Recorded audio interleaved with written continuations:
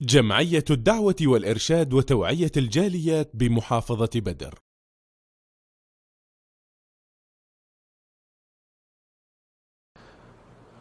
আসসালামু আলাইকুম ওয়া রাহমাতুল্লাহি ওয়া বারাকাতুহু। সুপ্রিয় বন্ধুগণ, অত্যন্ত দুঃখের একটি সংবাদ যেটি আমাদের মাঝে অহরহ আসতেছে, সেটি হলো গুম। অমুক গুম হয়েছে, অমুককে গুম করা হয়েছে। গুম শব্দটি এমন পর্যায়ে অত্যন্ত ভয়ানক, কারণ গুম যে হতে পারে সে ফিরে আসতে পারতেছে, হতে পারে সে পৃথিবী থেকে বিদায় নিচ্ছে, তাকে বিদায় করতেছে। কারণ কি? আখেরাতের কারণ তো নয়, দুনিয়াবি কারণ নেই। একজন মুসলিমকে গালি দেওয়া পাপের কাজ, সেবাবুল মুসলিম ফুসুক, পাপের কাজ। একজন মুসলিমকে স্বাভাবিকভাবে কষ্ট দেওয়া, যে কোনো মুখের ভাষায় হোক, হাতে হোক, কষ্ট দেওয়া শরীয়তে হারাম করা হয়েছে। আর একজন মুসলিমকে যদি বন্দী করে রাখা হয়, তাকে কষ্ট দেওয়া হয়, কত বড় অপরাধী সে আল্লাহ রাব্বুল আলামিনের কাছে, যেটা আমরা ধারণা করতে পারবো না। ইসলাম যে কোনো সৃষ্টিজীবের প্রতি দয়া প্রদর্শন করতে নির্দেশ দিয়েছেন। মানুষ হলো আশরাফুল মাখলুকাত, সৃষ্টির সেরা জীব।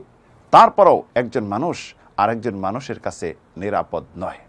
রাসূল সাল্লাল্লাহু আলাইহি সাল্লাম একজন মুসলিমের জন্য আরেকজন মুসলিমের ধন সম্পদ, তার রক্ত হারাম করে দিয়েছেন।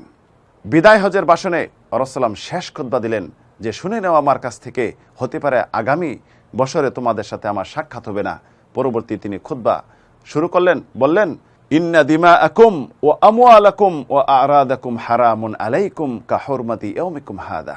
তোমাদের রক্ত, তোমাদের সম্পদ, তোমাদের সম্মান একজন আরেকজনের উপর হারাম করে দিলাম, কিয়ামত পর্যন্ত এটি হারাম।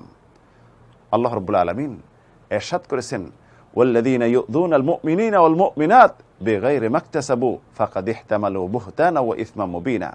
যদি কেউ একজন মুমিন পুরুষ মুমিন নারীকে অহেতুক অন্যথা কষ্ট দেয়, তারা কিয়ামতের দিন অত্যন্ত ভয়াবহতা, পাপের বোঝা এবং অপবাদের বোঝা নিয়ে তারা কিয়ামতের দিন দাঁড়াবে।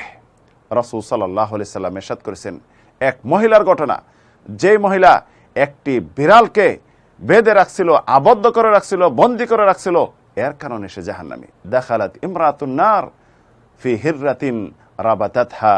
একটি বিড়ালের কারণে, বিড়ালকে বেঁধে রাখছিল, খাবার দেয়নি, কষ্ট দিয়েছে, তার স্বাধীনতাকে হরণ করছে।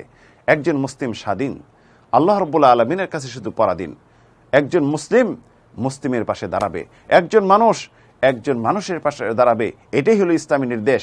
আজ দেখা যাচ্ছে গুম করার পর খুন, অহরহ সংবাদ আসতেছে। কি কারণে? দুনিয়ার তুচ্ছ কারণে।